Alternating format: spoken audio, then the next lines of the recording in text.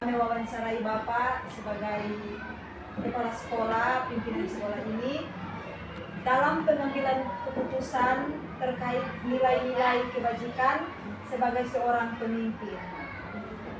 Nah, pengambilan keputusan pasti menemui banyak tantangan, banyak masalah-masalah yang ditemui di sekolah ini. Jadi selama ini Pak, bagaimana Bapak dapat mengidentifikasi kasus-kasus atau masalah-masalah yang merupakan dilema etika atau masalah itu merupakan bujukan moral? Oke, terima kasih. Kalau boleh saya mau katakan bahwa sebuah kepemimpinan. Jadi masalah menurut kita bagian daripada proses yang melengkapi dalam kepemimpinan tersebut. Karena itu tentunya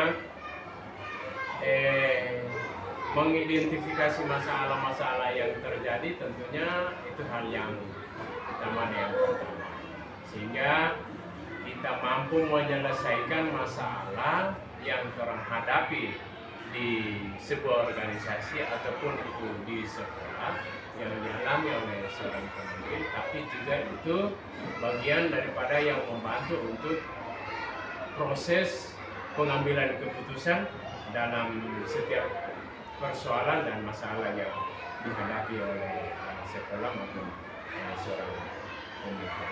Karena itu berkaitan dengan etika moral, orang harus tahu dulu apa yang dimaksud dengan etika moral dan apa yang kita pahami dan kita tahu tentang bujukan moral.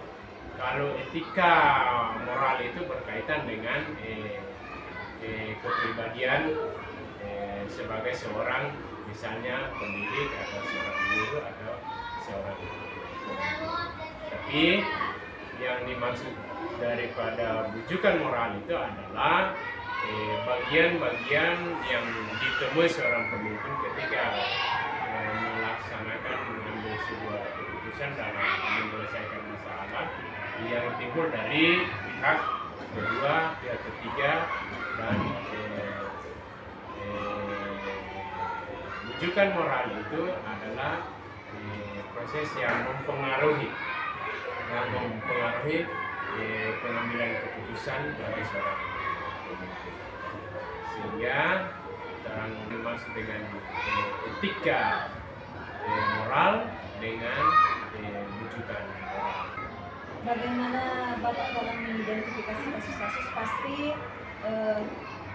melihat dulu kasus atau masalah apa yang merupakan dilema etika, ya, dan juga kasus atau masalah apa yang merupakan bujukan moral. Iya, itu ya. Sehingga Bapak dapat mengidentifikasi kasus ini adalah dilema etika. Jadi benar, apa yang harus dilakukan? Apalagi ini dilema etika itu kan adalah situasi di mana seseorang harus memilih dua pilihan. Ya.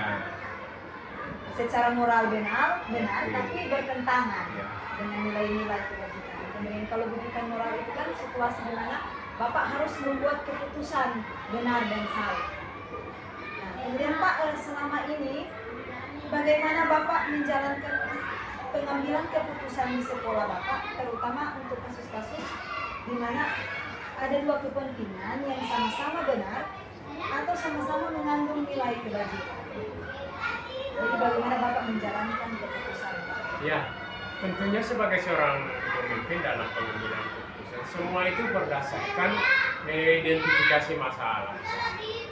Jadi termasuk pengumpulan data tentang itu masalah itu sendiri, sehingga membantu pemimpin untuk proses pengambilan keputusan. Ya, benar-benar dalam pengambilan keputusan itu berdasarkan fakta yang ditemui ketika melaksanakan identifikasi masalah, sehingga ketika mau melakukan pengambilan keputusan itu tidak salah.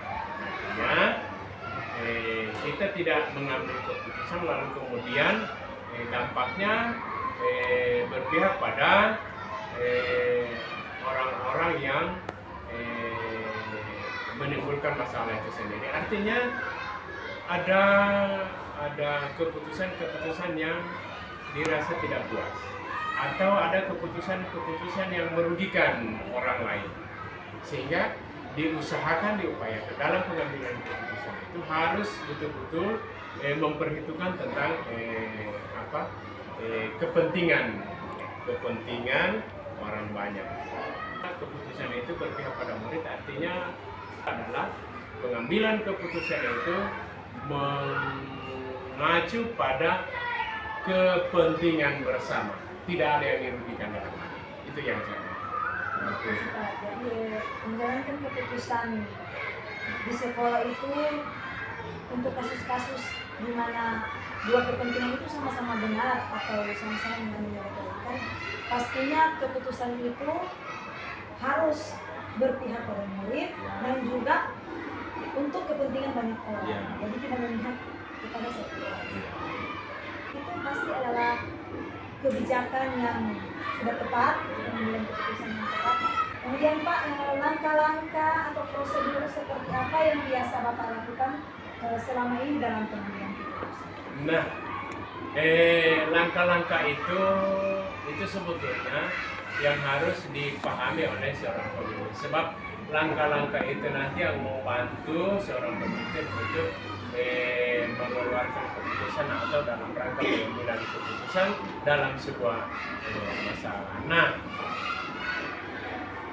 ada 9 langkah-langkah yang disiapkan dalam rangka pengambilan keputusan dalam sebuah masalah.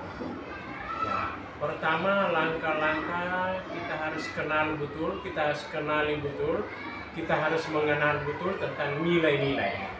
Ya, tentang nilai-nilai. Lalu yang kemudian kita pahami dan kita tentukan betul siapa saja pihak yang terlibat dalam situasi atau dalam masalah tersebut. Kemudian ada lagi yang sangat tidak bisa dipisahkan dari sebuah pengambilan keputusan tentang identifikasi dan pengumpulan fakta-fakta yang ada di lapangan dalam rangka membantu untuk menyelesaikan persoalan dan masalah-masalah yang ditimbulkan dalam sebuah organisasi atau dalam sebuah lingkungan. Sehingga berdasarkan langkah-langkah ini maka tepat sekali seorang pemimpin untuk melakukan pengambilan keputusan, karena ini sudah berdasarkan kajian lewat identifikasi masalah. Seorang pemimpin dapat mengambil keputusan dengan penuh kebijaksanaan. Nah, kemudian Pak, dari langkah-langkah tersebut, hal-hal apa saja yang selama ini Bapak anggap efektif dalam pengambilan keputusan, termasuk kasus-kasus dilema etik? Oke, terima kasih.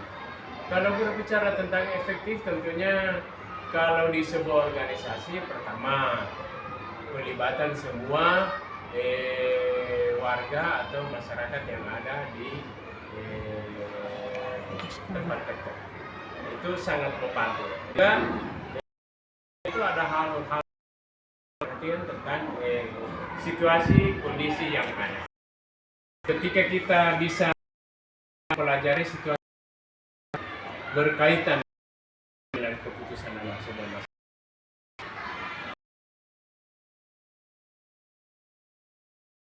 efektif.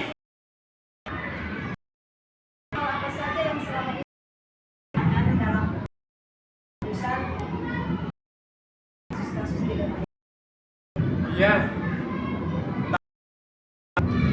pasti akan banyak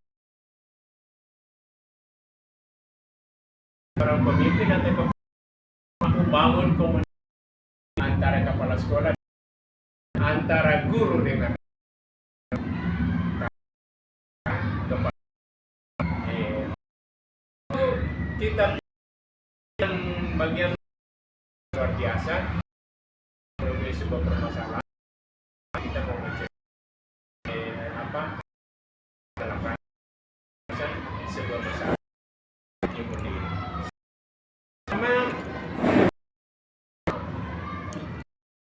Sehingga kita untuk mencari jalan yang keluar.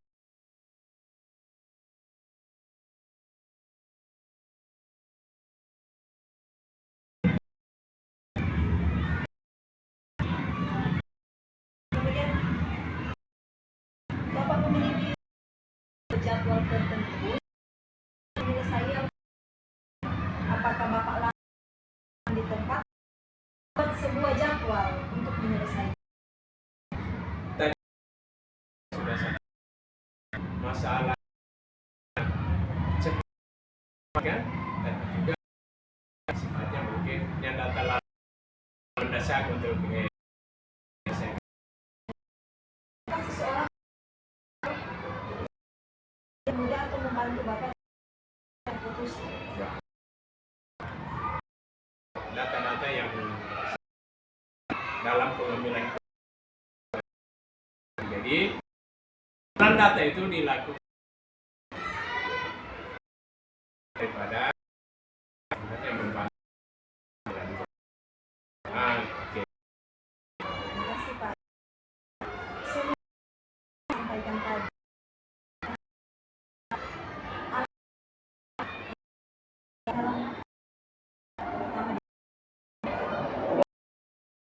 Banyak, tapi jangan belajar harus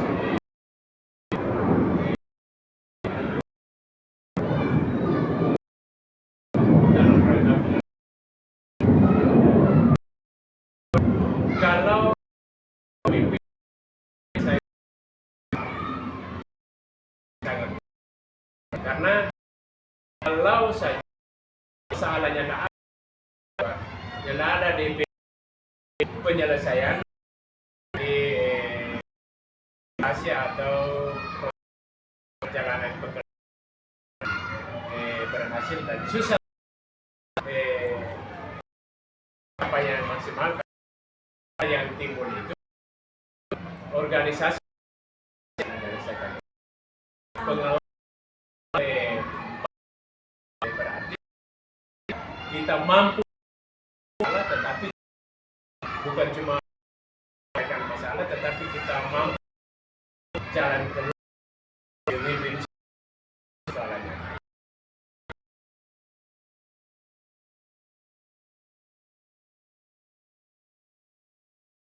Semoga kerja saat ini menjadi sebuah